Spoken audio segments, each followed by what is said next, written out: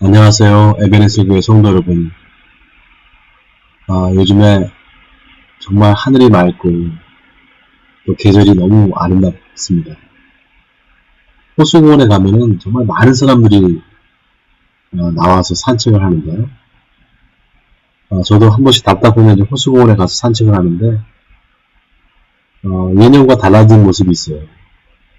그게 뭐냐면 모든 사람들이 다 마스크를 쓰고 있다는 겁니다. 그 마스크를 통해서만 그 맑은 공기를 마실 수밖에 없는 그런 현실이 참 안타깝기도 한데요. 아무튼 요즘 같은 계절에 정말 느끼게 되는 것은 하나님께서 이 세상을 정말 아름답게 창조하셨구나라는 것을 다시 한번 고백하게 됩니다. 이 코로나 사태가 우리 사람들로 하여금 좀 더 자연과 가까워질 수 있도록 그렇게 만드는 것 같아요. 사람들을 만날 수 없으니까 산으로 들어 사람들이 이제 떠나게 되고 또 자연과 같이 하는 그런 프로그램들도 많이 있는 것 같아요.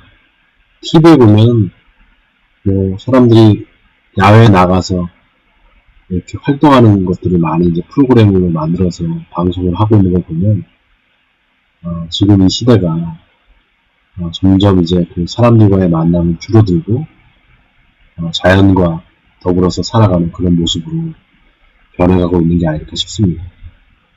자, 오늘 사실 제가 어제 새벽 성경도 못했어요. 늦게 일어나는 바람에 새벽 성경도 못했는데 어제 할 거를 오늘 새벽에 지금 이렇게 하고요. 그 다음에 오늘 할 거는 내일 새벽에 하도록 하겠습니다. 그래서 오늘은 이사야서 6장 할 차례인데요.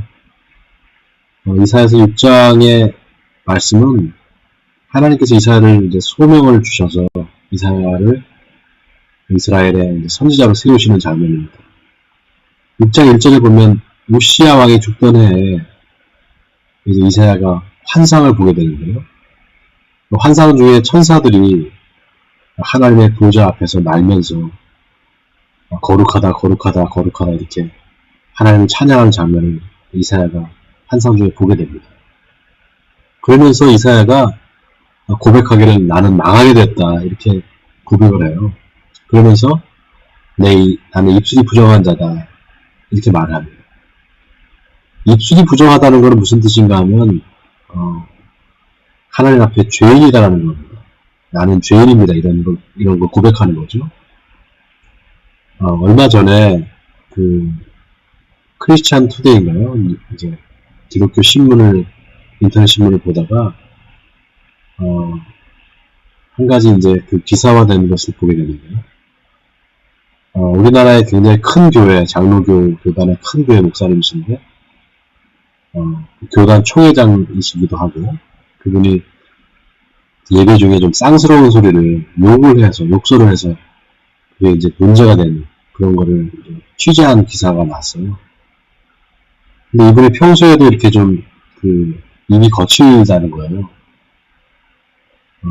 근데 그게 이제 성도들하고 친근하게 다가가기 위해서 그렇게 이제 하는 게 그분의 약간의 그 캐릭터라고 그럴까요? 그런데 너무 이제 지나시다 보니까 성도 중에 욕을 하고 그 욕을 하는 것이 이제 방송에 나가게 되고 그래서 이제 문제가 돼서 기자가 그걸 비판하는 기사를 썼는데요. 그 기사의 골자는 그런 거였습니다. 하나님은 거룩하신 하나님이신데 그 거룩하신 하나님께 예배드리는 그 자리에서 그 설교자가 욕을 할 수 있느냐 그건 하나님에 대한 모독이다 이렇게 이제 비판하는 장면을 이제 기록을 한 걸 봤습니다.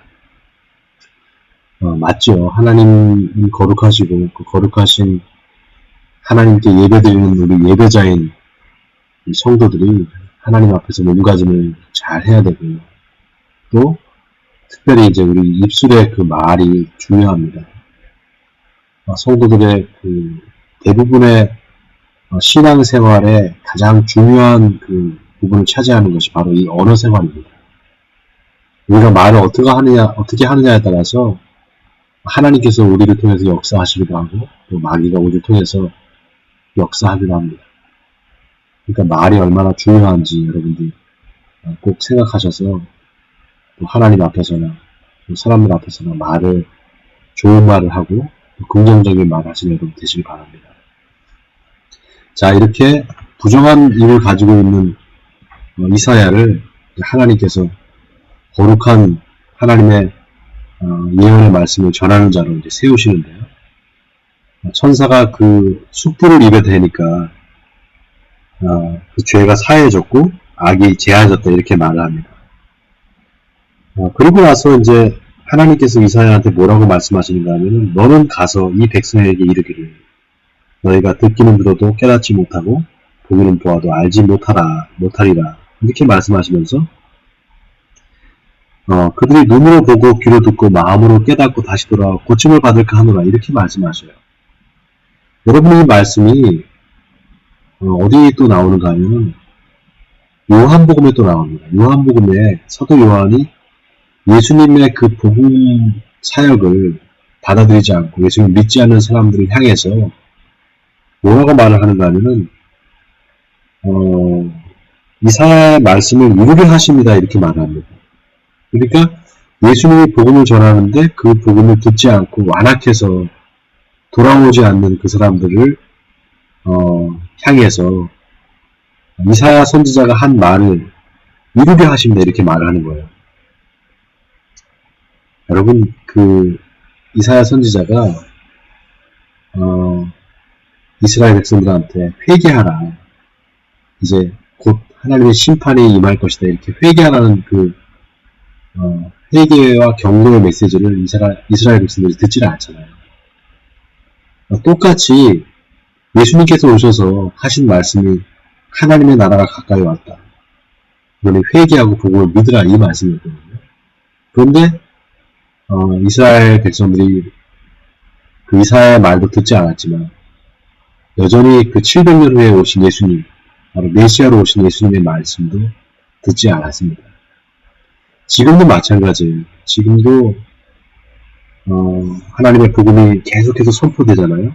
교회를 통해서 또 이제 방송을 통해서 전도자들을 통해서 그리스도의 복음이 전파되는 것도 불구하고 사람들이 예수를 믿지 않는 것은 왜 그럴까? 오늘 이사야가 잘 예언해 주고 있습니다. 그들의 마음이 둔하고 그들의 귀가 막히고 그들의 눈이 감겨있기 때문이죠. 그런데 그 원인은 뭔가 하면 그들의 마음이 완악하기 때문이고요. 돌아와 고침을 받기 싫기 때문에 그렇기 때문에 그 말씀에 귀를 기울이지 않는다는 겁니다. 회개하지 않는다는 거죠. 그런데 마치 지금 이 이사야 선지자의 글을 보면 하나님께서 일부러 그렇게 그들의 귀를 가리고 눈을 막은 걸로 그렇게 표현되고 있잖아요. 여러분 이게 반어적인 표현입니다. 정말 하나님께서 그렇게 귀를 막아서 눈을 가려서 그들이 못 보는 게 아니고 그들의 마음이 완악하기 때문이라는 거예요. 이렇게 간접적으로 표현한 건데요. 여기에는 놀라운 그 하나님의 비밀이 숨겨져 있습니다. 예수님께서 그 비유의 말씀을 이렇게 하시잖아요. 그러면서 그 비유의 말씀을 하신 다음에 뭐라고 말씀하시는가 하면 이 말씀을 세상 사람들은 깨닫지 못하고 너희들은 깨달을 것이다 이렇게 말씀하시면서 이사야 선지자의 말을 또 인용하시는 걸 우리가 볼 수가 있어요. 이게 아마 마태복음에 나올 텐데요. 마태복음에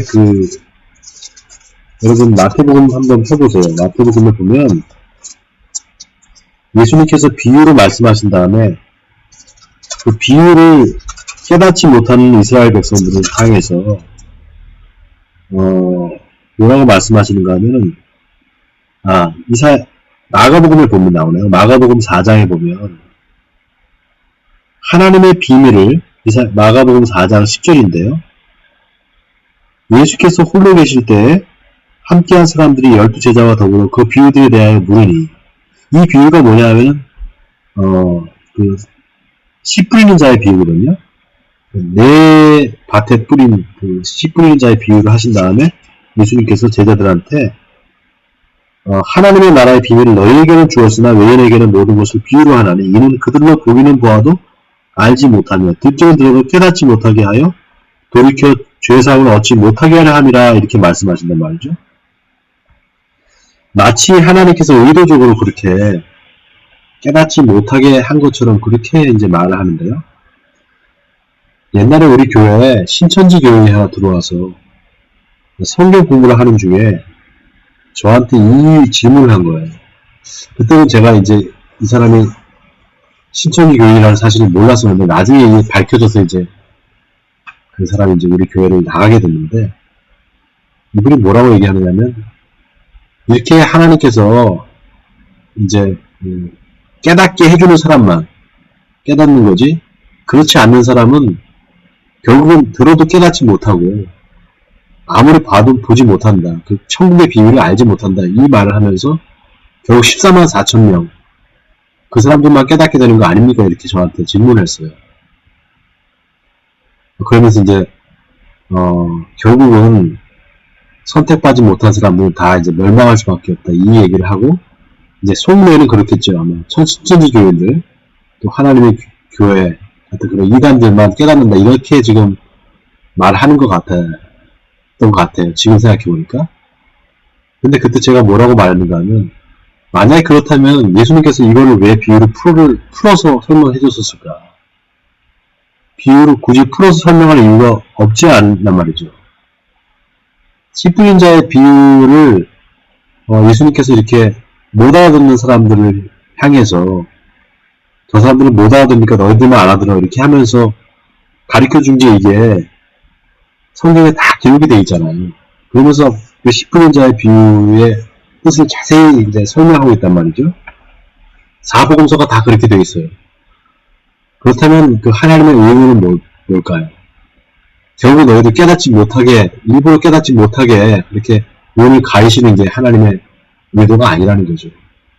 하나님은 모든 사람들이 이 비유의 뜻을 깨달아서 회개하고 돌아와서 하나님의 백성이 되기를 바라시는 겁니다. 우리가 이 성경의 내용들을 읽을 때 하나님의 마음을 가지고 읽는 그런 관점이 필요합니다. 여러분, 하나님은 모든 사람들이 다 심판에 이르지 않고 구원받기를 바라시는 하나님이셔요. 오늘 이사야 6장에 이 말씀을 하나님께서 왜 이사야 선지자에게 하시는가? 네가 이렇게 전해라. 너희가 깨닫지 못한다. 들어도 깨닫지 못하고 봐도 깨닫지 못한다. 그거는 너희들이 돌아와서 고침을 받을까 하노라. 이게 하나님의 말씀이라고 그들에게 전하라고 하실 때는 돌아와서 깨달아야 돼. 그리고 회개해. 그럼 너희가 구원받을 수 있어. 이 말씀을 하시는 겁니다. 자, 오늘 그 하나님의 사랑이 이사야 선지자를 통해서 다시 한번 선포되고 있다라는 사실을 우리가 기억해야 될 점이 있습니다. 자, 오늘 이 이사야서 6장의 말씀을 기억하면서 지금 세상 사람들 하나님의 말씀을 들어도 깨닫지 못하고 보아도 보지 못하는 그 사람을 향해서 오늘 이사야 선지자가 우리에게 뭐라고 말씀하고 있는가? 그들에게 이 말을 전하라는 겁니다. 너희가 들어도 깨닫지 못하고 보아도 깨닫지 못하는 그 이유는 뭐냐? 바로 너희 마음이 완악하기 때문이다. 와서 고침을 받을까 두려워하기 때문이다. 그러니 와서 고침을 받고 하나님의 말씀을 듣고 변화돼서 하나님의 자녀가 되어라. 이 말씀을 전하는 그런 메시지로 오늘 저에게 이 말씀 주시는 게 아닐까 싶습니다. 여러분, 오늘 하루의 삶을 통해서 하나님께 영광을 돌리는 삶을 사시는 여러분 되시기 바랍니다. 그리스도의 복음의 말씀을 믿지 않는 사람들에게 전하는 삶을 사시는 에베네스 교회 성도님들 되시기를 주님의 이름으로 축원드립니다. 자, 오늘 같이 기도하겠습니다. 하나님, 이사야 선지자를 통해서 하신 말씀의 뜻은 회개하고 돌아와 심판을 면하고 구원을 받으라는 하나님의 메시지였다는 사실을 다시 한번 깨닫게 하시니 감사드립니다. 아버지 하나님, 지금도 이사야 시대처럼 하나님의 말씀을 들을 때 그 마음의 완악함 때문에 하나님의 말씀에 순종하지 않는 사람들이 많습니다. 예수 그리스도의 복음을 증거해도 그들이 그 증언을 받지 않는 그런 시대에 우리 예수 믿는 사람들이 어떻게 살아야 할지, 입술로만이 아니라 우리의 삶으로 그리스도가 살아계시고 하나님이 살아계시다는 사실을 입증하는 삶을 살아야 할 줄 믿습니다. 바로 에베네스 교회 성도들을 통해서 하나님께서 살아계심과 하나님이 믿지 않는 영혼들을 구원하시기 위해서 당신의 아들 독생자를 보내주셔서 이 세상을 심판하심이 아니라 구원하시기 위함이라는 사실을 우리의 입술을 통해서 증거하는 우리 에베네스 교회 성도들이 다 되게 해주시옵소서. 오늘 하루의 삶도 주님께 의탁합니다. 주님 저희들의 삶을 통해서 영광 받아 주시옵소서. 이 모든 말씀을 주 예수 그리스도의 이름으로 기도하옵나이다. 아멘. 자, 오늘 에베네스 교회 성도님들 오늘 하루도 말씀으로 승리하시는 여러분 되시길 주님의 이름으로 축원드립니다. 감사합니다.